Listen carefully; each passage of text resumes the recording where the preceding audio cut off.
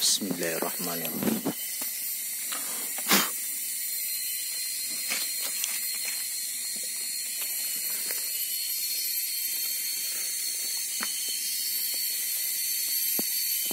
Subhanallah.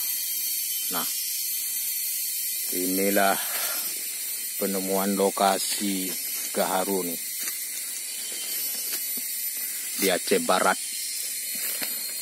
sebesar 22 drum besarnya dan tingginya sama dengan penerbangan kemarin yang 2 hari itu.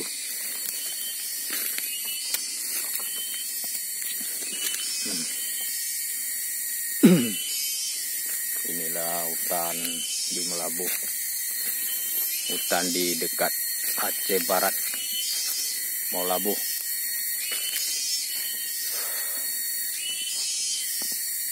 Ini nampaknya ini penerbangan lama.